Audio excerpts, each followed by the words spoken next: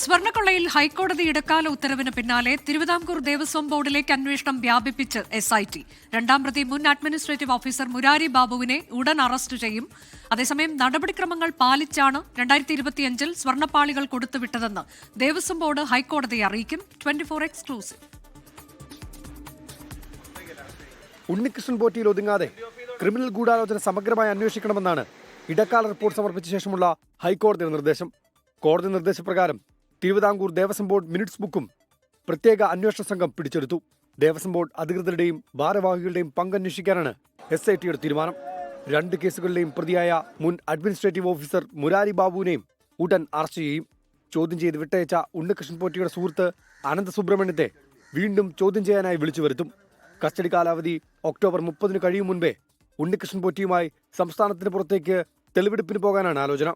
കോടതിയുടെ ഉത്തരവിന് പിന്നാലെ തിരുവിതാംകൂർ ദേവസ്വം ബോർഡും ഹൈക്കോടതിയെ സമീപിക്കും. 2025 ദേവസ്വം ബോർഡിനെതിരായ കോടതി പരാമർശം നീക്കണമെന്നാവശ്യപ്പെടും. ഉണ്ണികൃഷ്ണൻ പോറ്റിയെ സഹായിക്കുന്ന തരത്തിൽ ഒരു നിലപാടും സ്വീകരിച്ചിട്ടില്ല എന്നാണ് ബോർഡിന്റെ വാദം. രേഖകൾ നിരത്തി കോടതിയെ കാര്യങ്ങൾ ബോധ്യപ്പെടുത്താനാണ് തീരുമാനം. 24 തിരുവനന്തപുരം. ലോകത്തെവിടെയായാലും ഏത് സമയത്തും 24 വാർത്തകളും ഓഗ്മെന്റഡ് റിയാലിറ്റി പാക്കേജുകളും എക്സ്പ്ലെയിനറുകളും വിശദമായി കാണാൻ ഞങ്ങളുടെ YouTube ചാനൽ നിങ്ങൾക്ക് സബ്സ്ക്രൈബ് ചെയ്യാം.